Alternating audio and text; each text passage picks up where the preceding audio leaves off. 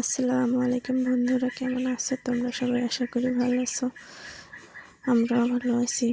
সকালবেলা ঘুম থেকে উঠে আগে বাসি উঠানটা ঝাড়ু দিয়ে অন্য কাজ শুরু করব। আমি অনেক দিন ধরে ভিডিও ছাড়ছি না, যেহেতু আমি অসুস্থ ছিলাম। অসুস্থ হয়ে মা আসছিল, মা নিয়ে গিয়ে ওখানে ডাক্তার দেখিয়ে সুস্থ হয়ে তারপরে বাসায় আসছি। বাসায় এসেই কাজ শুরু করে দিয়েছি। আসছি গতকাল রাতেই, আর সকালবেলা ঘুম থেকে উঠে কাজ শুরু করে দিয়েছি। উঠানটা ঝাড়ু দিয়ে কালকে যে ভেজা কাপড়গুলো ছিল এগুলো নেড়ে দিচ্ছি। যেহেতু শীতের সময় রৌদ্র ওঠে না, বাতাসে জামা কাপড় বেশি শুকায়।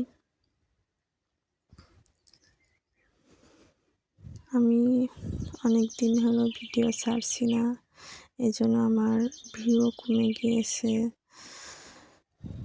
ভাবছি আবার যতটুকুই পারি অল্প কিছু ভিডিও করে প্রতিনিয়ত ছাড়ার চেষ্টা করব। দেখো, সাপ্তাহিক কিছু বাজার শেষ হয়ে গিয়েছিল, সেগুলো নিয়ে আসলাম। চিনি শেষ হয়ে গিয়েছিল, শ্যাম্পু, সাবান, আরও অনেক কিছু, তেল, কাপড় কাচা সাবান, রিন পাউডার, এগুলো সবই নিয়ে আসলাম। যেহেতু আমি মাসিক কোনো বাজার করি না, সাপ্তাহিকভাবেই করা হয়। আমাদের বাসার সামনে একটা দোকান আছে মুদির, ওখান থেকে নিয়ে আসি সব কিছু। ডিমও নিয়ে আসছিলাম, নিয়ে এসে ভালো করে ধুয়ে গামলার মধ্যে রেখে দিয়েছিলাম।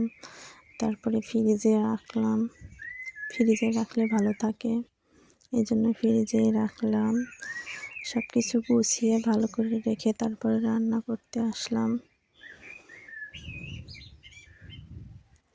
এখন রান্না করব মুরগি, দেশি মুরগি।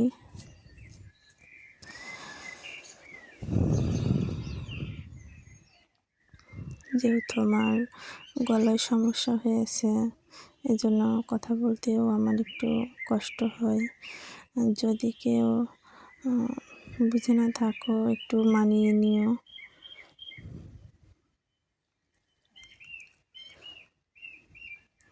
আমার এই ভিডিওটা যদি কেউ দেখে থাকো, একটা লাইক দিও, সুন্দর একটা কমেন্ট করো, আর চ্যানেলটা সাবস্ক্রাইব করে পাশে থেকে যেও। ভাবছিলাম ভিডিও আর করব না, তারপরে ভাবলাম না, এত কষ্ট করে চ্যানেলটা যেহেতু খুলেছি, দেখি না কি হয়। এই জন্য অল্প কিছু ভিডিও করে, মানে যতটুকু পারি আর কি ছাড়ার চেষ্টা করছি। রান্না হয়েও গেছে, সামান্য একটু গরম মশলা দিয়ে নামিয়ে নেব।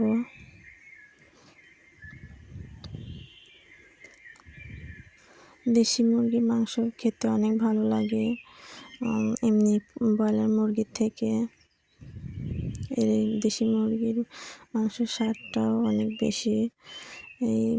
এখানে উঠানে যে সবজিগুলো লাগিয়েছিলাম, এগুলো আমার আম্মু আসছিল, যেহেতু অসুস্থ ছিলাম এই জন্য আম্মু আসছিল। আমার বোন আসছিল, ওরা চলে যাবে এই জন্য শাক উঠিয়ে দিচ্ছি। এখানে শাক কিন্তু অনেকই হয়েছে, আমি একা খেয়ে ফুরাতে পারবো না, এই জন্য আম্মুকে দিয়ে দিচ্ছি অনেকগুলা। বাসায় নিয়ে গিয়ে আমার কাকিদের দেবে, আম্মুরাও খাবে। আমি অনেক দিন বাসায় না থাকায় আমার বাড়ির অবস্থা অনেক খারাপ, ঘরের অবস্থা অনেক খারাপ, যেহেতু পরিষ্কার পরিচ্ছন্ন করা হয়নি। মেয়ের পড়াও অনেকটা পিছিয়ে গিয়েছে।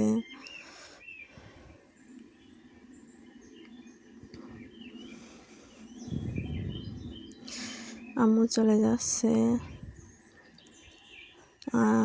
যেহেতু আম্মু চলে যাচ্ছে নিজের কাজ নিজেকেই করতে হবে। আর পানি না আনলে তো আমার ঠান্ডাটাও বেশি বাড়ে, গলায়ও অনেক সমস্যা হয়। ঠান্ডা বাড়লেই গলাও মানে কথা বলতে বলতে আমার কণ্ঠর আওয়াজটাই চেঞ্জ হয়ে যাচ্ছে। এগুলো যেই দেখতে পারছো বড় বড় গাছ, এগুলা বেটে শাক।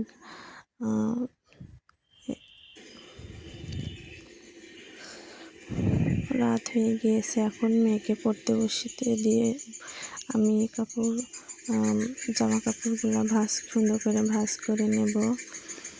ওই সাইডে পড়ছে আর আমি দেখে ভাঁজ করে নিচ্ছি। আর যখন পারছে না তখন আমি একটু বুঝিয়ে দিচ্ছি।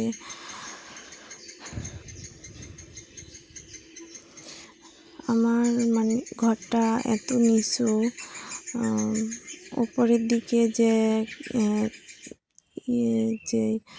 চাতালটা দেব, ওইটা দিলে ফ্যান চালানো যায় না। আর ডাবের নিচ দিয়ে ফ্যান দিলে মাথায় লাগে, বাচ্চারা হাত উঁচু করলে লাগে, ওই জন্য ডাবের উপরে ফ্যানটা দেওয়া হয়েছে। ভাবছি এদিকে ফাঁকা জায়গা, এখানে কিছু আর্টিফিশিয়াল ফ্লাওয়ার্স নিয়ে আসবো। যদি টাকা হাতে হয় তাইলে। দেখো, ওকে পড়াইতে পড়াইতে আমার ছেলেকে আমার শাশুড়ি নিয়ে আসলো। আমার শাশুড়ির কাছেই ছিল, যেহেতু ওকে পড়তে দেবে না, দুষ্টামি করবো, এই জন্য বলছে, দাদিকেও বসতে বলছে, অনেক দুষ্টামি করে। ওকে পড়তে বসিয়ে ছিলাম রাত্রের দিকে, সকালে আবার রান্নার কাজ শুরু হয়ে গেছে। কালকে যে শাকটা উঠিয়েছিলাম কিছুটা আমিও রেখে দিয়েছিলাম ভাজি করার জন্য সকালে, এখন ভাজি করব। সকালে না, এটা মনে হয় সন্ধ্যার দিকে, যেহেতু রান্না করতে করতে আমার রাত হয়ে যাবে।